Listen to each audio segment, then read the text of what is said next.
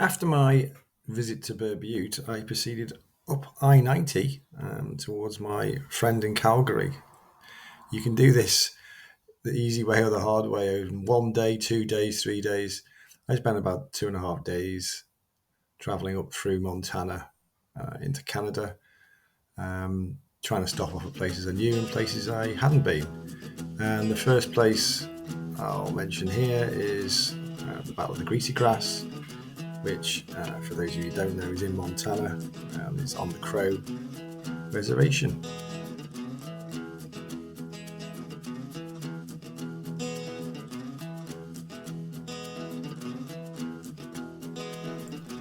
There's a circular loop that can take you around the Greasy Grass or Battle of Little Bighorn site. It starts here, and I'm setting off from the visitor centre and going towards the far end, which is where Reno held out and wasn't killed and dug in.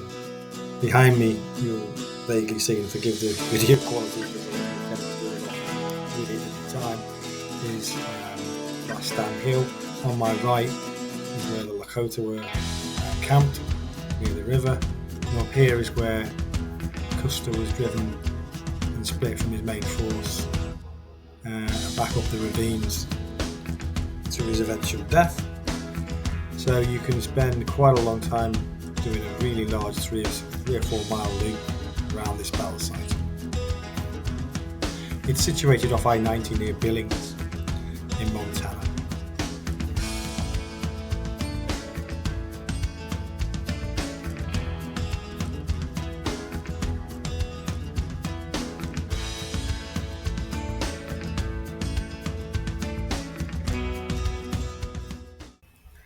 It looks fairly cloudy, but actually most of it you can see through the bugs on the windscreen are actually caused by forest fires and coming down from Canada, which had reached as far as South Dakota.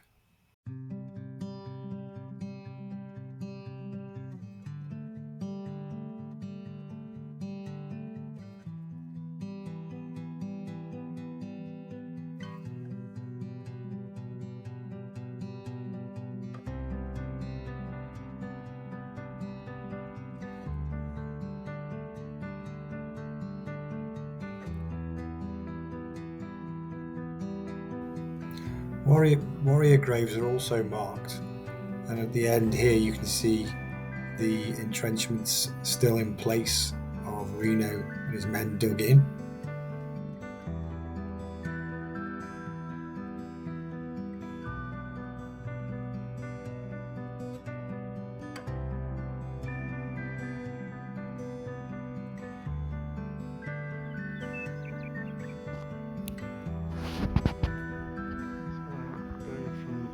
Custer Hill, Last Stand Hill, down the hill. My little photo of encamped on the other side of the river, over those trees. The real authority on this topic is Ernie Lapointe, my Kolar. I suggest you look his work up, anything to do with Tatanka Yotanka, his great-grandfather. He's your man and the total authority on everything Lakota. So when travelling, sometimes you find an unexpected little gem.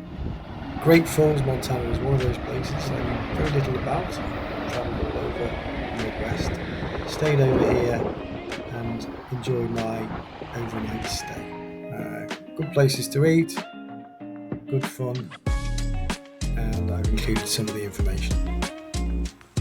There's a Lewis and Clark museum explaining the journey as it happened on the 5 falls that they found and the traversing of the falls they had to make. If you're interested in that kind of thing, you'll find it good.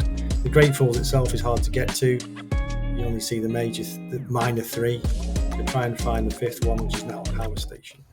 Downtown Great Falls on the banks of the Missouri River. Apologies for the American accent. It's been for a pizza in that place there. Jolly nice.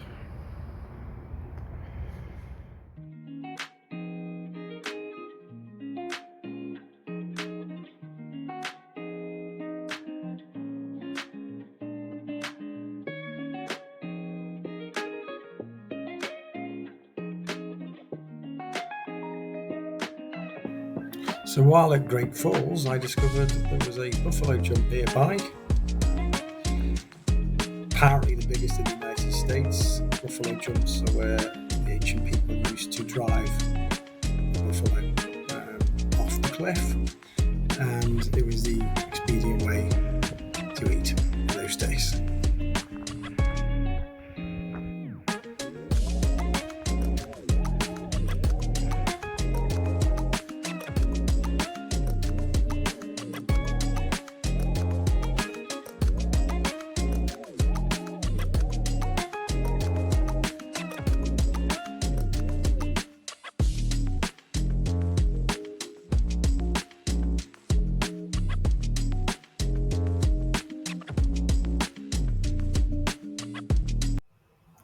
Hi, I'm going to leave part 3 here.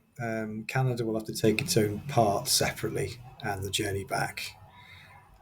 Off to Shelby, which is a railway town to stay overnight just before the border, and over into Canada. Doug Sharkey for now.